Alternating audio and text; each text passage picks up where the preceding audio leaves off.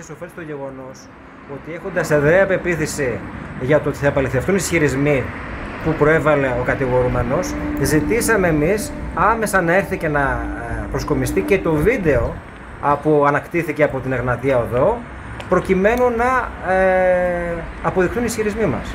Εμείς το ζητήσαμε, που δείχνει την πεποίθηση ότι αυτά τα οποία λέμε είναι αληθή. Είμαι ο Λάζαρος Κουμπουλίδης, δικηγόρος Βέρειας και πριεξούσιος του Ουκρανού οδηγού που είχε εμπλοκή στο τροχαίο δυστύχημα που έγινε στα διόδια του Πολυμήλου τις προηγούμενες μέρες. Το αποτέλεσμα της ανάκρισης ήταν, κατά σύμφωνη γνώμη ανακριτή εισαγγελέα, η προφυλάκησή του. Δεν μας εξέπληξε το αποτέλεσμα. Είναι τέτοιες ημέρες και τόσο βαρύ το τραγικό αυτό δυστύχημα, που αντιλαμβανόμαστε ότι οποιοδήποτε άλλο αποτέλεσμα, τι άλλες ιδιωτικές αντιδράσεις θα μπορούσε να έχει, ειδικά από την κοινωνία. Βέβαια, οι νομικοί οφείλουμε να βλέπουμε τα αποδεικτικά στοιχεία. Η λύση του ανθρώπινου σφάλματος βολεύει πάρα πολλούς. Όσοι είναι από εδώ, είναι όλοι οι κάτοικοι της Κοζάνης και της Βέρειας που διέρχονται από τον Πολύμηλο, είναι όλοι μάρτυρες μιας πολύ επικίνδυνης κατάστασης που έχει να κάνει όχι με ένα μεμονωμένο φαινόμενο, αλλά με ένα πολύ συχνό φαινόμενο ακραίας ομίχλης, που έχει δημιουργήσει μέχρι στιγμής δεκάδες ατυχήματα και δυστυχήματα και στο παρελθόν. Αυτό είναι ένα στοιχείο το οποίο δεν θα πρέπει να αποσιωπηθεί και θα πρέπει, το ζητήσαμε άλλωστε, να το λάβουν υπόψη τους και η ανακρίτρια και η κυρία εισαγγελέας.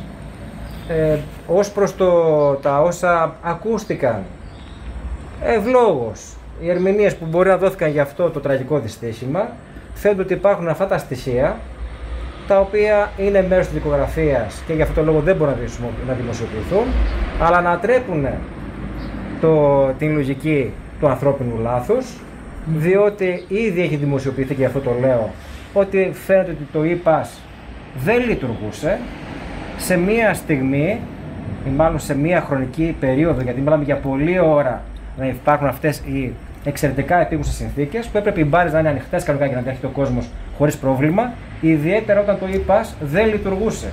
Και εκεί έγινε δυστυχώς και το τραγικό δυστύχημα.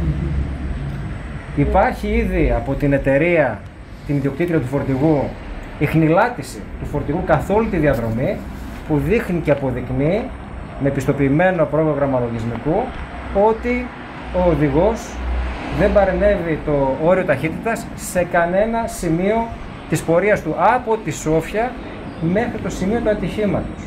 Με πόσο έτρεχε εκείνη τη δεδομένη στιγμή? Φαίνεται όλα τα χρονικά διαστήματα της ταχύτητάς του. Έχουμε την τελευταία ένδειξη ένα λεπτό πριν το ατύχημα, στο 14.01, που η ταχύτητα είναι 51 χιλιόμετρα.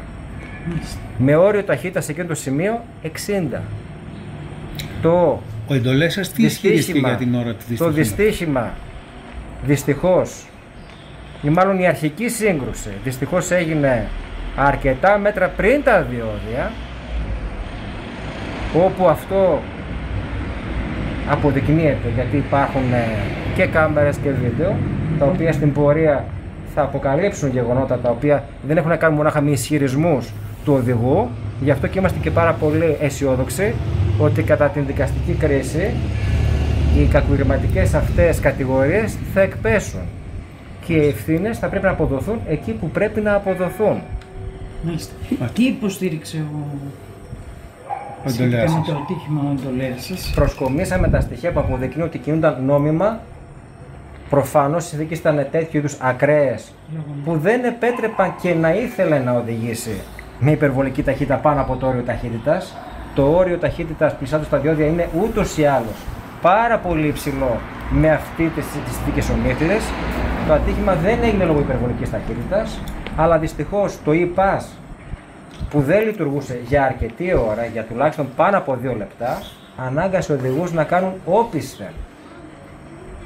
Με αποτέλεσμα να ευνηδιαστεί, συν το γεγονός της πολύ ομίχλης, και προσπάθησε με κάθε τρόπο να αποφύγει την περαιτέρω σύγκρουση, αλλά δυστυχώς ήταν τέτοιο το φορτίο το οποίο είχε στα νόμιμα όρια βέβαια, που ένα όχημα με γλιστερό οδόστρωμα λόγω της ομίχλης πλέον ήταν ακυβέρνητο, γι' αυτό και υπήρξε αυτό το αποτέλεσμα. Είναι προφανές ότι ο εντολέας σας είναι σε άσχημη ψυχολογική κατάσταση.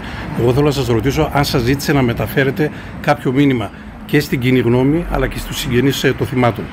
Είναι συντετριμμένος όπως θα ήταν ο κάθε οδηγός που είχε εμπλακεί σε τέτοιο δυστύχημα. Ο ίδιος μάλιστα είπε και στην ανακρίτρια ότι καλύτερα να είχα καεί και εγώ μαζί τους. Βέβαια το γεγονός ότι έχει και αυτός 2 παιδάκια που τον περιμένουν και μία σύζυγο που αποκλειστικά από αυτόν εξαρτώνται, αυτό το οποίο επιθυμεί είναι να έρθει στο δικαστήριο να δικαστεί, να αποδειχθούν όλα τα στοιχεία τα οποία θα δείξουν ότι δεν είναι σε αυτόν οι ευθύνες, οι κυρίαρχες για το δυστύχημα το οποίο προέκυψε. Να το δουν από τώρα οι αρμόδιοι, γιατί θα γίνουμε θεατές σε ακόμα ένα προαναγγελθέν δυστύχημα ή ατύχημα. Πολλές φορές λέμε ότι μακάρι να μην γίνει, να γυρίσουμε όλοι, αλλά για κάποιους λόγους δεν γυρνάμε όλοι, που δεν είναι πάντα αυτό η εύκολη λύση. Το ανθρώπινο λάθος το έχουμε δει και σε άλλες υποθέσεις και πρόσφατα.